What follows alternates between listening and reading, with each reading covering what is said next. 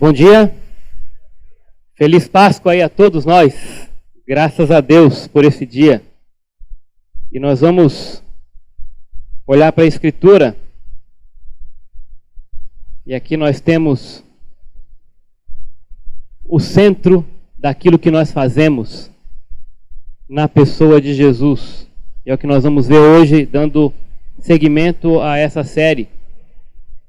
Claro que essa semana, agora com a tecnologia aí cada vez mais avançada, as mídias e tudo, você já começou a semana certamente recebendo muita coisa de Páscoa, né? Muita mensagem, muito texto, né? Enfim. Então você já, espero, né? Creio eu que já chegou aqui com uma noção do que é a Páscoa, o centro da Páscoa, né? Porque o mundo tenta jogar isso nem para a margem, né? Chuta lá longe, fora completamente do que é a Páscoa. O máximo que alguns vão fazer, aqueles que desconhecem, é ter um respeito meio místico pelo dia, né? Pela sexta e tal. Eu estive na praia, e aí conversando com o dono de uma lanchonete, falou, aqui eu já tinha falado pro meu filho, que era família de dono, né? Nem coloca cerveja lá no congelador, porque o pessoal não bebe nesse dia. Eu falei, que pena. Mas olha só, como que são as coisas, né? Não, aquele dia, né? Vamos guardar aquele dia, vamos respeitar e tal. Você deve ter ouvido, lido muita coisa já a respeito. Mas eu quero ir aqui para a fonte contigo. Projeta para mim aí. Então nós vamos falar, dentro desse tema, por que fazemos o que fazemos, o centro do que fazemos e para quem fazemos, né? Nós fazemos por causa dele, nós fazemos porque ele é aquele que nos capacita para fazer o que nós fazemos. E se nós estamos aqui hoje, é porque o Cordeiro foi morto, mas vive, ressuscitou. Amém? E se nós conseguimos fazer o que fazemos, é porque ele continua cumprindo a sua promessa de estar conosco todos os dias, indo à nossa frente. Nós vamos olhar esse texto. É o texto, por muitos já bem conhecido, da instituição da Páscoa. Eu vou ler só esses primeiros versículos. Está projetado aí. Se você consegue enxergar ali. Mas se quiser acompanhar na tua versão, ali é só realmente, né, para nós termos projetado. Pode acompanhar na sua versão, na sua Bíblia. Disse o Senhor a Moisés e a Arão na terra do Egito: este mês vos será o principal dos meses, será o primeiro mês do ano. Fala a toda a congregação de Israel, dizendo: aos 10 deste mês, cada um tomará para si um cordeiro, segundo a casa dos pais, um cordeiro para cada família. Mas se a família for pequena para um cordeiro, então convidará o seu vizinho mais próximo, conforme o número das almas, conforme o que cada um puder comer. Por aí calculareis quantos bastem para o cordeiro. O cordeiro será sem defeito, macho de 1 ano. Podereis tomar um cordeiro ou um cabrito, e o guardareis até o 14º dia deste mês, e todo o ajuntamento da congregação de Israel o imolará no crepúsculo da tarde. Tomarão do sangue e o porão em ambas as ombreiras e na verga da porta, nas casas em que o comerem. Naquela noite comerão a carne assada no fogo, com pães asmos e ervas amargas a comerão. Não comereis do animal nada cru, nem cozido em água, porém assado ao fogo, a cabeça, as pernas e a fressura. Nada deixareis dele até pela manhã. O que porém ficar até pela manhã, queimá-lo-eis. Desta maneira o comereis: lombos cingidos, sandálias nos pés e cajado na mão, comê-los-eis à pressa. É a Páscoa do Senhor. Porque naquela noite passarei pela terra do Egito, e ferirei na terra do Egito todos os primogênitos, desde os homens até os animais. Executarei juízo sobre todos os deuses do Egito, Eu sou o Senhor. O sangue vos será por sinal nas casas em que estiverdes. Quando eu vir o sangue, passarei por vós, e não haverá entre vós praga destruidora, quando eu ferir a terra do Egito. Este dia vos será por memorial, e o celebrareis como solenidade ao Senhor. Nas vossas gerações o celebrareis por estatuto perpétuo. 7 dias comereis pães asmos. Logo ao primeiro dia, tirarei o fermento das vossas casas, pois qualquer que comer coisa levedada desde o primeiro dia até o 7º dia, essa pessoa será eliminada de Israel. Ao primeiro dia, haverá para vós outros santa assembleia também. Ao 7º dia, tereis santa assembleia. Nenhuma obra se fará nele, exceto o que se diz respeito ao comer. Somente isso podereis fazer. Guardai, pois, a festa dos pães asmos, porque nesse mesmo dia tirei vossas hostes da terra do Egito. Portanto, guardareis este dia das vossas gerações por estatuto perpétuo. Desde o dia 14 do primeiro mês, à tarde, comereis pães asmos, até a tarde do dia 21 do mesmo mês. Por 7 dias, não se ache nenhum fermento nas vossas casas, porque qualquer que comer pão levedado será eliminado da congregação de Israel, tanto peregrino como natural da terra. Nenhuma coisa levedada comereis em todas as vossas habitações, comereis pães asmos. Chamou, pois, Moisés todos os anciãos de Israel e lhes disse: escolhei e tomai cordeiro segundo as vossas famílias, e imolai a Páscoa. Tomai um molho de sopo, molhai-o no sangue que estiver na bacia, e marcai a verga da porta, e suas ombreiras com o sangue que estiver na bacia. Nenhum de vós saia da porta da sua casa até pela manhã. Porque o Senhor passará para ferir os egípcios, quando vir, porém, o sangue na verga da porta e em ambas as ombreiras, passará o Senhor aquela porta, e não permitirá ao destruidor que entre em vossas casas para vos ferir. Guardai, pois, isto por estatuto para vós outros e para vossos filhos para sempre. Aí está o texto da origem da Páscoa, dentro daquele contexto da escravidão do povo de Israel, 400 anos no Egito. E Deus então levanta Moisés, Arão, e levanta para que esses homens pudessem ir até o faraó e dar a ordem de deixar o povo de Deus ir. Há toda aquela resistência, o próprio Deus diz que endureceria o coração do faraó, até o momento então que, diante de sinais que são realizados ali, um endurecimento cada vez maior, chegam as famosas 10 pragas, sendo que a última delas é a praga que feriria os primogênitos do Egito.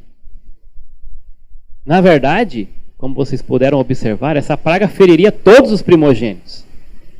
Mas para aqueles que seguissem as orientações, que foram dadas, obviamente, direto para o povo de Israel, para aquelas famílias que seguissem as orientações quanto à Páscoa, esses seriam preservados, não seriam mortos.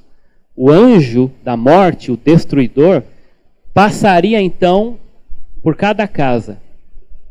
E a casa daqueles que estivessem marcadas com o sangue do cordeiro que seria morto, o cordeiro, né, aquele cordeiro sem defeito, essas famílias então, na verdade os primogênitos daquela casa seriam preservados.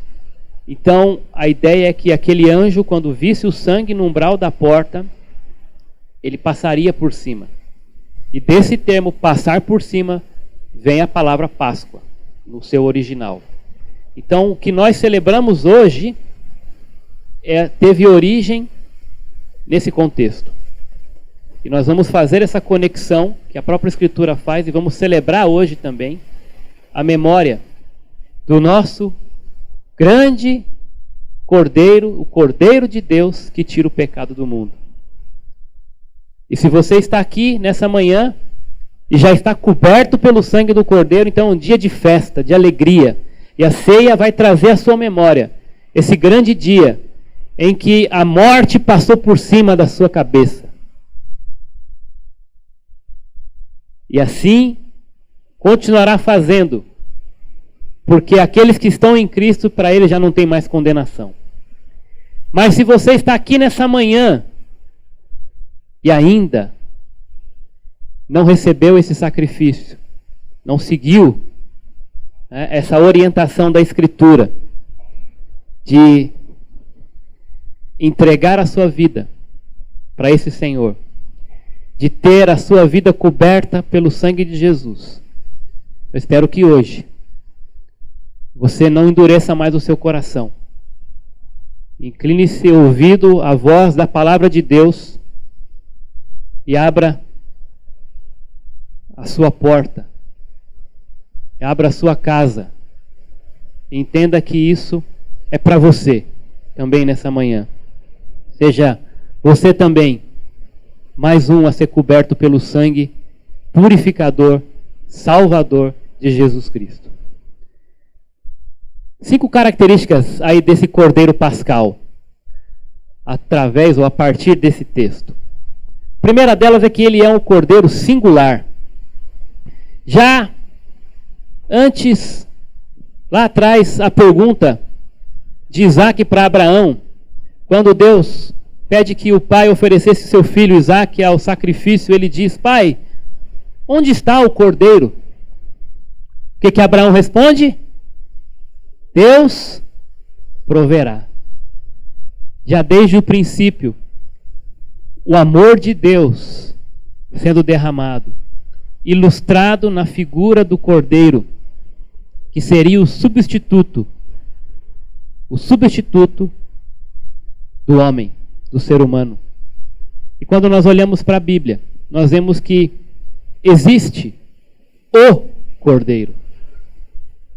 Esse Cordeiro do Antigo Testamento, o animal, ele era singular a partir do momento em que servia para você, para a sua família.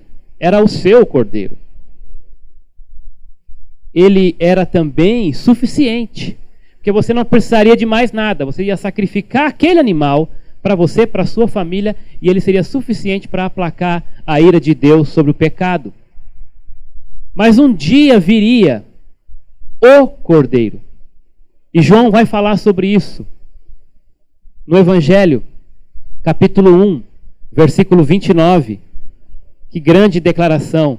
Quando então o Messias esperado chega, ele é reconhecido por João.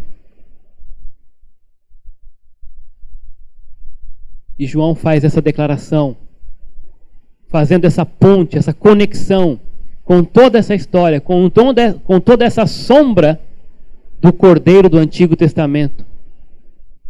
E eles viviam dias de Antigo Testamento. João então vai dizer o seguinte: João viu Jesus que vinha em sua direção e disse: este é o Cordeiro de Deus, que tira o pecado do mundo. O Cordeiro de Deus que tira o pecado do mundo. Ainda outros textos, vamos lá, Atos, aí o capítulo 8, verso 35. Então, aqui aquele contexto onde Filipe encontra o etíope, o eunuco, e ele estava lendo Isaías 53. E o texto de Isaías dizia que ele foi levado como ovelha, ou como cordeiro ao matadouro, como um cordeiro mudo diante de quem o tosquia, não abriu a sua boca. E no versículo 35, então, Filipe passa a falar, começando por essa passagem, anunciou quem? O Evangelho de Jesus. O próprio Filipe também fez a conexão do cordeiro de Isaías 53, é que aquele etíope estava lendo, na figura singular de Jesus Cristo, o cordeiro que tira o pecado do mundo, e anunciou o evangelho para aquele homem. Provavelmente o primeiro africano que se converte vai levar o evangelho para a África depois daquele etíope. 1 Coríntios capítulo 5, versículo 7.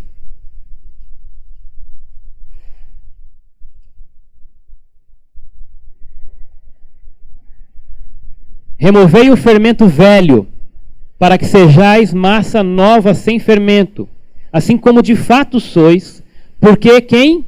Cristo, o nosso Cordeiro da Páscoa, já foi sacrificado. Paulo também identifica a singularidade do Cordeiro na pessoa de Jesus Cristo. Pedro também, da mesma forma, 1 1 de Pedro, capítulo 1.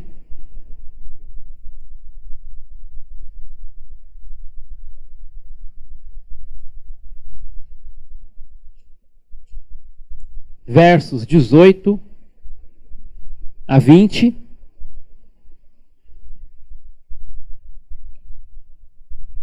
Sabendo que não foi com coisas perecíveis, como prata, ouro, que fostes resgatados da vossa maneira fútil de viver, recebida por tradição dos vossos pais, mas fostes resgatados pelo precioso sangue, como de um cordeiro sem defeito e sem mancha. O sangue de quem? De Cristo, conhecido já antes da fundação do mundo, mas manifestado no fim dos tempos em vosso favor. Pedro também identifica e relaciona a pessoa de Jesus Cristo com aquele cordeiro sem defeito, sem mancha, que é sacrificado e o seu sangue derramado e em resgate por muitos. Interessante que ele é o Cordeiro de Deus que tira o pecado do mundo, mas ele também é o Cordeiro suficiente para uma pessoa, o Cordeiro suficiente para uma família, o Cordeiro suficiente para um povo, para uma nação e, finalmente, em João, o Cordeiro suficiente para o mundo inteiro. É interessante notar essa progressão, né, da suficiência, né, depois apontada, finalmente, na singularidade do Cordeiro, que tira o pecado não só de uma pessoa, não só de uma família ou de um povo, mas agora o meu, o seu e de todos aqueles que crerem, que entregarem suas vidas a Ele. O Cordeiro de Deus que tira o pecado do mundo. Por isso nós estamos aqui hoje, irmãos. Segunda característica do Cordeiro é que ele é santo. Isso está descrito no versículo 5, quando diz que aquele Cordeiro deveria ser sem defeito, santo, separado, puro. Ele, Jesus, é o Cordeiro que não conheceu o pecado. Abra comigo lá em 2 Coríntios. Jesus é o Cordeiro de Deus, Cordeiro Santo de Deus, que não conheceu o pecado. O texto, 2 Coríntios, capítulo 5, verso 21.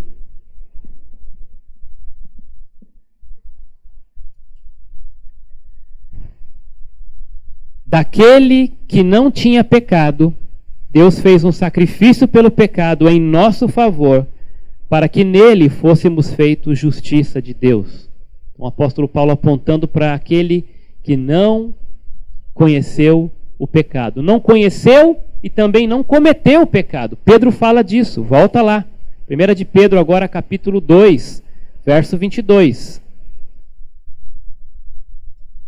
Nós estamos passeando bastante aí por texto da Bíblia para enfatizar bem o centro daquilo que fazemos, que é o Cordeiro. Você pode ler muito texto, mas não tem texto melhor para você ler do que o próprio texto bíblico, para ouvir a respeito e conhecer a respeito do Cordeiro e da sua obra por nós na cruz. Para isso fostes chamados, pois Cristo também sofreu por vós, deixando-vos exemplo para que sigais os seus passos. E versículo 22, ele não cometeu pecado, nem engano algum foi achado na sua boca. Por que tudo isso? Ele se manifestou, não conheceu, não cometeu, e se manifestou exatamente para tirar os nossos pecados. Nele não existe pecado, mas ele se fez pecado por nós. 1 João, capítulo 3, versículo 5, diz assim: e bem sabeis que ele se manifestou para tirar os pecados, e não há pecado nele. A própria Escritura apontando para o Cordeiro singular, Jesus, o Santo. Santo por quê? Porque foi separado para esse propósito e nele não havia defeito, não havia e não há pecado. Esse é o Cordeiro que morreu por mim e por você. Terceira característica, ele também é um Cordeiro que foi morto, foi sacrificado. Isso é muito importante, né? Nós sabemos e conhecemos a respeito da pessoa de Jesus da figura do Cordeiro singular e santo. Era singular, santo, por isso poderia então morrer por mim e por você. Vamos ver esses textos. Primeiro, o texto de Mateus 20, 28.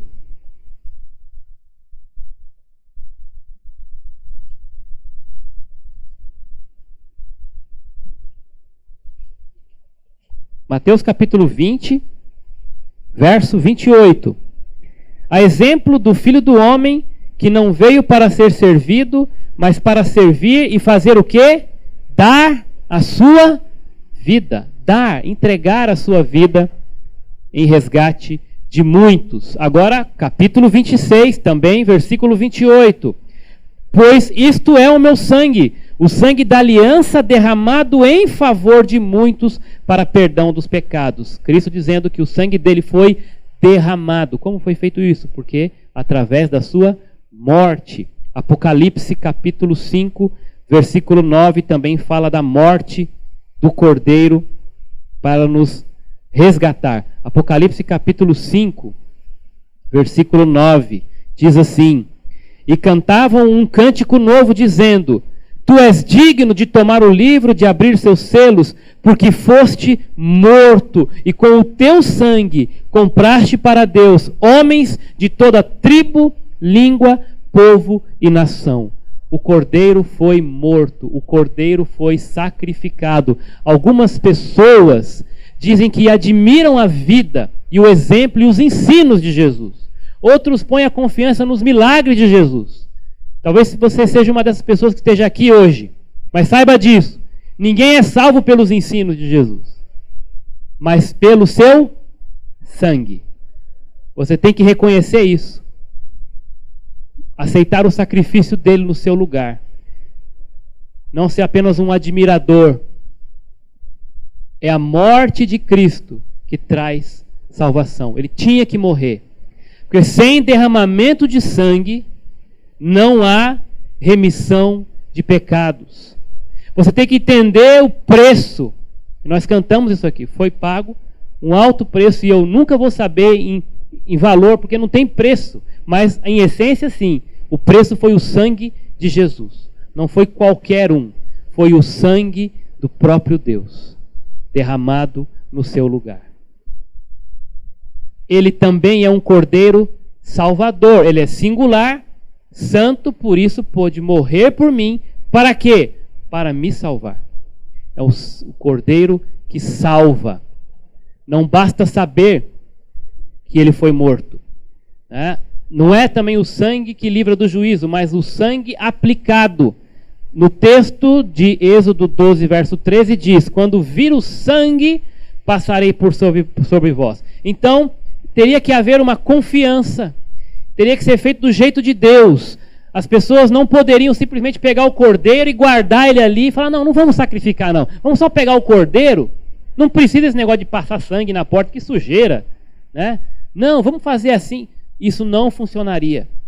Ah, não, vamos fazer o seguinte, olha, para que o pessoal do Egito não veja e tal, né, a nossa fé aqui bem diferente, vamos passar lá atrás na porta, mas lá na madeira, lá no fundão da casa. Não, tinha que ser na frente, na porta. Tinha que seguir as instruções. Então, quando Deus disse, quando o anjo vir o sangue aplicado no umbral da porta, aí sim ele vai passar por cima. Aí ele vai passar por sobre. E assim, dessa forma, dessa maneira, da única forma, da forma como Deus prescreveu, seria a maneira correta para trazer salvação. Caso contrário, poderia ter o cordeiro, poderia até sacrificar o cordeiro, mas se não fizesse do jeitinho que Deus mandou, não haveria salvação. Então só teria uma maneira de ser salvo: pelo sangue do cordeiro ali na porta naquele dia. A apropriação da expiação precisa ser pessoal. Cristo me amou e a si mesmo se entregou por mim. Essa é a realidade da salvação. Você não pode fazer sacrifício por outro. Você não pode salvar, mesmo que você queira, que você ame. O sacrifício é pessoal. Deus amou o mundo de tal maneira que deu seu Filho. Deu no sentido de entregou à morte. Mas aí ele sai do geral e vem para o específico. Para que todo aquele que nele crê, ou seja, que fizer a sua aplicação. Essa é a fé. Que confie no plano, na pessoa de Jesus. Todo aquele que nele crê não pereça, não morra, mas tenha a vida eterna.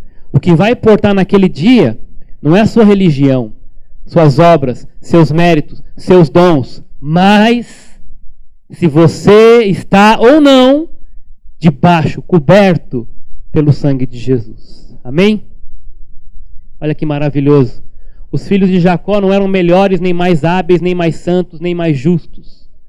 O que os distinguia era o quê? O sangue do Cordeiro. Quem está debaixo do sangue do Cordeiro está justificado. Já não há mais condenação. Amém. E por fim, ele é o Cordeiro sustentador.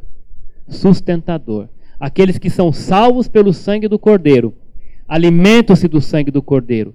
O sangue nos livra do cativeiro e da morte. O Cordeiro nos sustenta para a caminhada rumo a Canaã celestial. Cristo é o alimento. Eles colocariam o sangue na porta, mas depois iriam se alimentar do Cordeiro. E aquele Cordeiro tinha algumas características interessantes para comer a Páscoa, né? Aquele Cordeiro, ele deveria ser assado no fogo, e aqui todo um simbolismo por trás, né? Cristo sofreu na cruz o fogo da justiça de Deus. Cristo foi ferido e moído na cruz. As ervas amargas, que falam do sofrimento que deixaram no Egito e das provas que teriam pela frente. E por fim, o pão sem fermento. No caso, o fermento que vai simbolizar ali a impureza, o pecado, o falso ensino, a hipocrisia, a vida pecaminosa. Havia uma maneira correta de celebrar a Páscoa, né? Se alimentando, né, do Cordeiro e se separando do fermento, né, que simbolizaria o pecado. Ele continua sendo, ainda hoje, o nosso sustentador. Agora nós não precisamos mais celebrar sacrificando um animal. O Cordeiro já foi morto. Não precisamos mais comer ervas amargas nem pão sem fermento. Agora nós precisamos, como corpo, celebrar sim a morte e a ressurreição, a vida daquele que continua conosco todos os dias. Aquele que continua sendo singular. Aquele que continua sendo e pede que sejamos santos. Aquele que se sacrificou por nós. Isso está simbolizado no sangue derramado e no corpo moído, simbolizado no pão. E o sangue simbolizado no suco. Ele continua sendo o Salvador, porque é só por meio dele que nós podemos nos achegar a Deus. É só por meio dele que nós podemos ser salvos. Não há outro nome, nem acima nos céus, nem embaixo na terra, pelo qual importa que sejamos salvos. Só o nome de Jesus, o Cordeiro de Deus, que tira o pecado do mundo. Ele continua sendo o nosso sustentador. E nós devemos nos alimentar dele, da pessoa, da palavra dele, todos os dias. Para assim entendermos quem ele é, quem nós somos e o que ele pede de nós em termos de santidade, é que afastemos todo o pecado e continuemos essa caminhada rumo a Canaã celestial, que ele já prometeu para nós, que é o céu. Vamos agradecer a Deus e celebrar a ceia do Senhor em seguida. Pai, nós te agradecemos porque o Senhor é bom, porque a sua misericórdia dura para sempre e o seu plano é perfeito. Obrigado, Pai, porque hoje nós olhamos para trás e vemos o Cordeiro, sim, o Cordeiro de Deus, que veio, que chegou, que já veio, sem pecado, sem defeito, único, singular, que se sacrificou, que morreu naquela cruz e derramou seu sangue para me salvar, para salvar cada família, cada nação, cada pessoa, para salvar o mundo, todo aquele que crê nesse sacrifício. Obrigado porque aqueles que creem continuam sendo sustentados dia a dia pelo poder, pelo braço do Senhor, pela palavra do Senhor. E nós vamos agora celebrar essa comunhão no Senhor, no sangue e no corpo de Cristo.